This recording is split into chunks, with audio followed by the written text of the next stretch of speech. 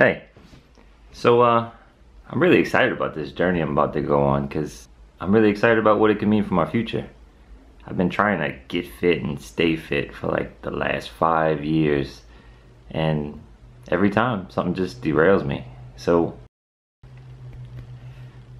you might be wondering why the heck I'm trying again, but truth is I've really learned a lot, and I learned about what doesn't work for me. So this time around I think I have a better shot. And really, you don't fail until you just stop trying completely. And I don't intend to.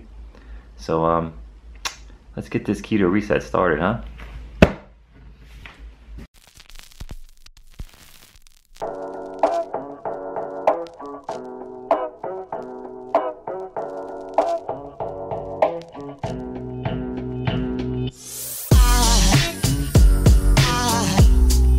Aside from my soul,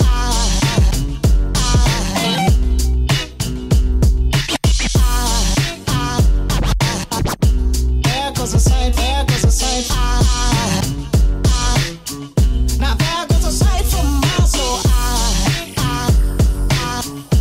There goes a sight from my soul.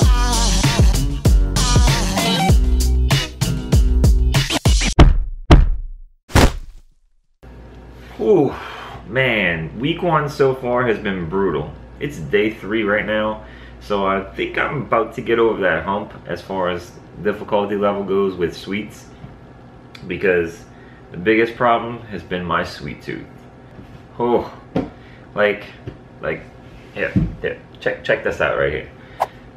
I did an honest week of logging my meals before I started doing this journey, and I found out that it's pretty ridiculous. My average intake for a day is generally about 4,000 calories. And of that 4,000 calories, roughly 2,000 or half or something like that, roughly half of it, let's just say, is all junk. It's just garbage. Now, I know, first off, you may be thinking that I'm just exaggerating for show, but this is very much legit. I mean, take the Lifesaver gummies for instance. It's super easy for me to polish off a bag of Lifesaver gummies while watching Ancient Aliens and browsing through YouTube. It just is. I don't even think about it as being several portion sizes. It's one portion size, okay? Just one bag of gummies, boom, done. Polish it off, poof. No big deal. As for the Pop-Tarts, 4 pastries. On my Fitness Pal, it says 4 pastries, and that looks like a lot. But if you think about it, it's really not that much. Like, it's not that much. I just have those in my desk drawer, and 9 o'clock rolls around, you know, mid-morning break kind of thing, you know, just reach in there, eat a pack of Pop-Tarts. No big deal. There's 2 of them. 2 o'clock rolls around, I'm hungry, there's nothing around, I can't really go anywhere. And then poof, there's your 4 Pop-Tarts. So it's not outrageous, you know. Okay, I'll admit the fact that the amount of calories and the amount of junk that I eat is slightly outrageous. But I mean, the concept of me eating that much in a day, I don't find outrageous. Like, I guess it's because I do it on a normal basis. And second thing I'll concede, I guess that was 4, but second thing I concede is that you may not think I'm all that big. And, you know, you're kind of right. I'm not that big, but someone my height, 5'7" by the way, shouldn't be over 200 pounds in my opinion. I think that's kind of the tipping point stage, you know? At least for me. I don't think you could be over 200 pounds and really consider yourself healthy.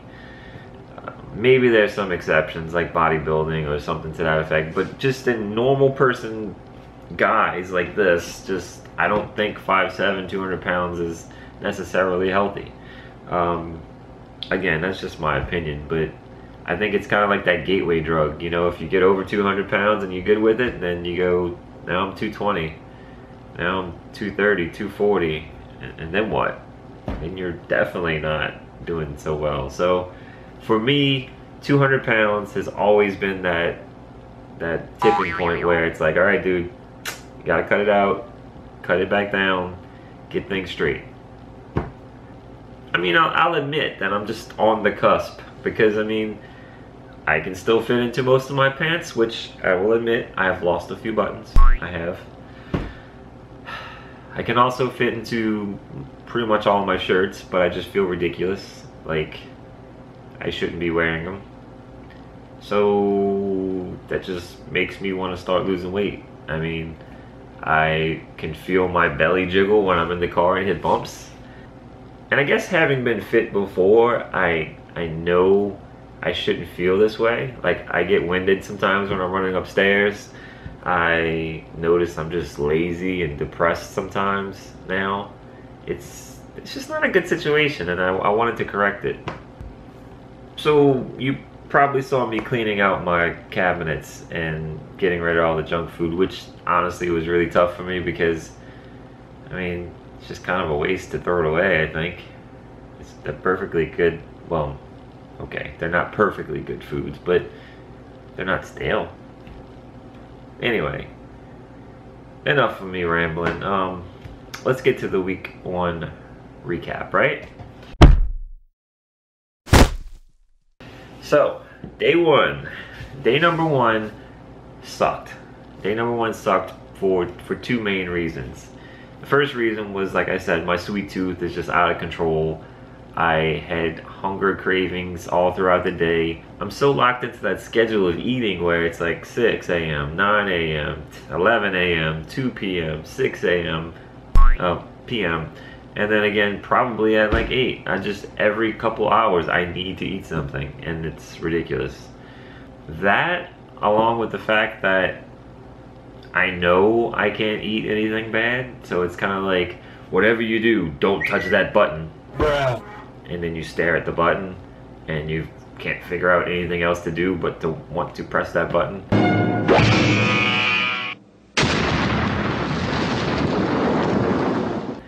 That's kind of what day 1 was like.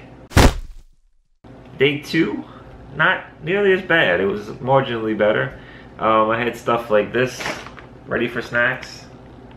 Some nuts. I think I have something else over here. Yep, almond butter. I don't know if it'll focus. There you go. Almond butter, and something I've actually been snacking on right before this. Craisins, which is 50% less sugar craisins. These are not great, but what's interesting about them is it's 50% less sugar than the regular craisins. And I think they replace the sugar with fiber, because there's 10 grams of dietary fiber in these, which is pretty good when you're looking to eat keto. You want to subtract, well, you can subtract your carbohydrates from your dietary fiber from your carbohydrates and get your net carbs. So, seeing as how I'm doing the keto reset diet, which is a steady wean off of carbohydrates, I'm kind of indulging here and there to satiate my sweet tooth. Also with the nuts, I'm a little hesitant to indulge too much with these because the calorie count can get up there really, really fast. But I don't really know if I should be bothering to count calories yet, or if I should just try to find the foods that are going to satiate me and that I'm going to want to eat. Anyway, throwing that out there. So today is day 3, and honestly it's getting a little easier already. I am a little bit foggy as far as my mental clarity goes, which I kind of expected from doing the ketogenic diet earlier this year already, just for a few months. The biggest thing is hydration. I've been focusing on hydration, making sure I'm drinking enough, expecting that flushing mode to kind of start happening. This is another thing I would recommend picking up: pink Himalayan salt.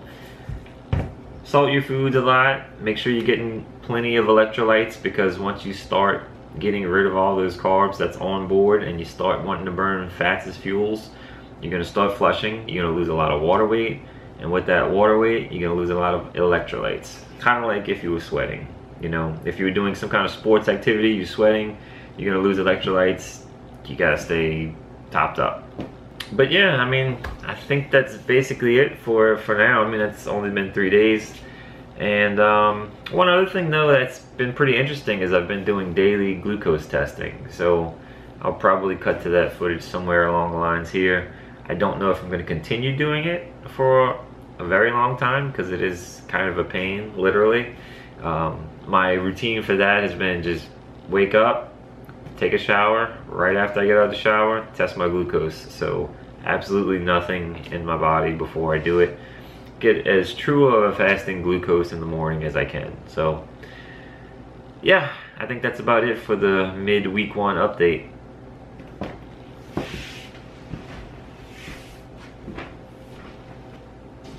Oh, one more thing. I did some I did some not glamorous shots, the before photos. So stick around, I'm gonna probably put those in a little bit later here too. So fun for you maybe, but not for me.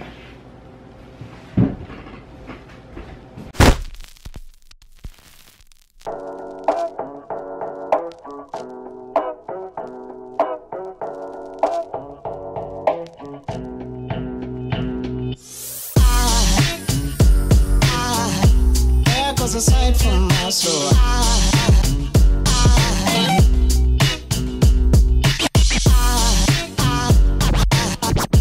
there goes a sight, there goes a sight. Now there goes a sight from my soul. There goes a sight from my soul.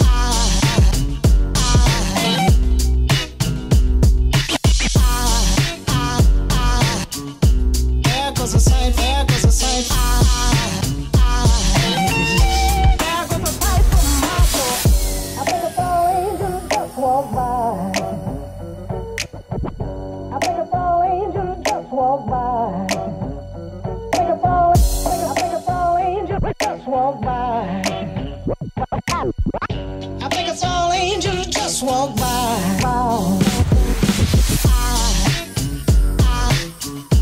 There goes a sight from my soul.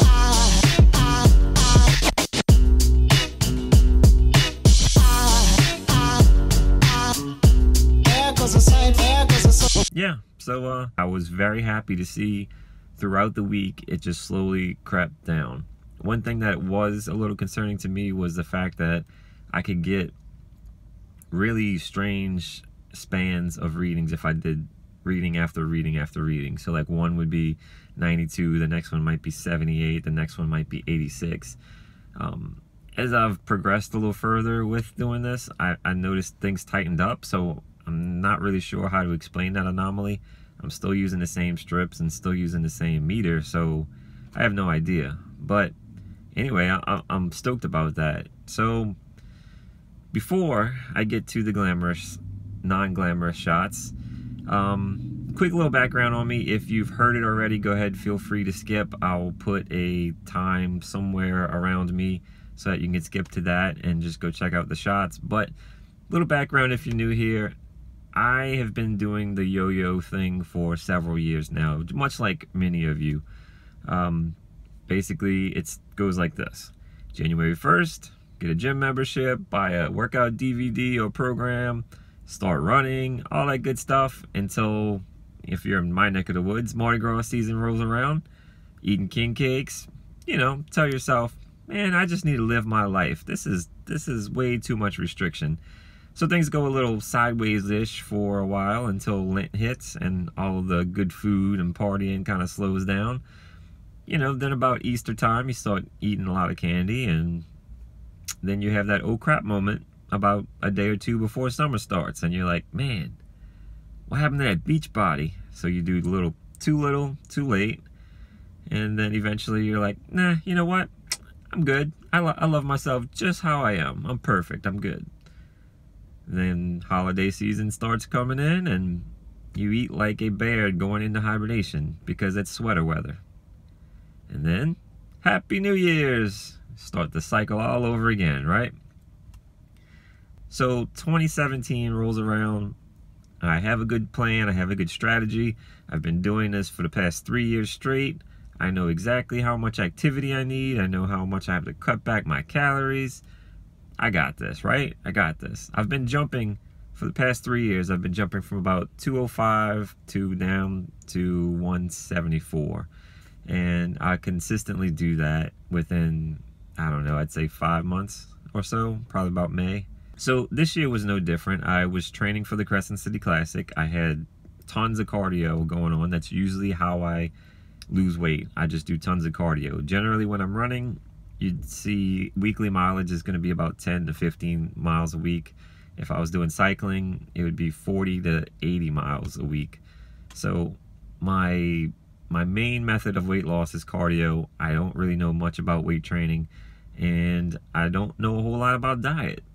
So it was really like, hey, I'm just gonna outdo my calories in versus calories out and see how that goes, which it always worked out well. I always dropped from 205 down to about 275. Cool, right? But I could never lose that last 10 pounds, which, you know, looking at it now, I think it was actually probably more than 10 pounds, but I'm getting a little ahead of myself. Anyway, I just could not break through that plateau, and 2017 was no different. I trained for the Crescent City Classic. I was in decent shape. You know, my diet was reasonably dialed in, and I got down to that, you know, 170s point. And I just plateaued, as per usual. I just plateaued. So I was really frustrated. I mean, I felt about as far away from my fitness goals as I did when I was 205, and I didn't really know what else to try other than the ketogenic diet, which I had been hearing a ton about on podcasts and books that I've been reading and listening to on Audible. And I decided I just needed to give it a shot. So I did. Easter Sunday rolled around, and the next day, on Monday, I said, cutting sugars out cold turkey. Pretty radical time to decide that you should just cut sugars out when there's candy in the house, because I have 3 young kids. Yeah, week 1 sucked, but not too long after that, I dropped, I think it was 12 pounds, so I went from like 177 down to 168 or so. I noticed there was a lot of inflammation that went away from my runs and everything. I got my sense of smell back.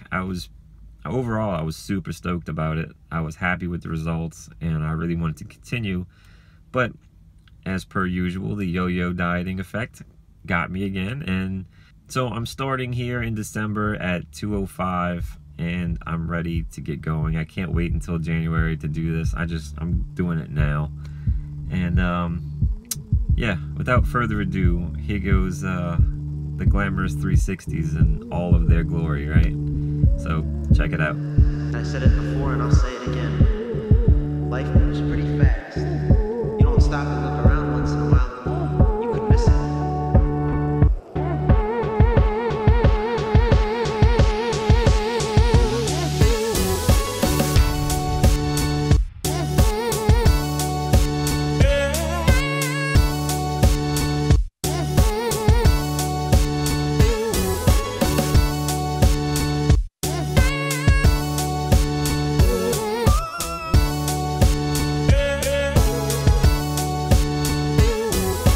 Alright, so I hope you enjoyed that as much as I did not. Yeah, so I have a ton of footage that I need to go over because I'm filming this in March, and a lot of what you're seeing now is from December and January, so I got a lot of catching up to do. If you want to get up to present day, I would definitely suggest that you check out my Instagram at Irregular Days. And yeah, I will catch you guys on the next one. Thank you so much for watching.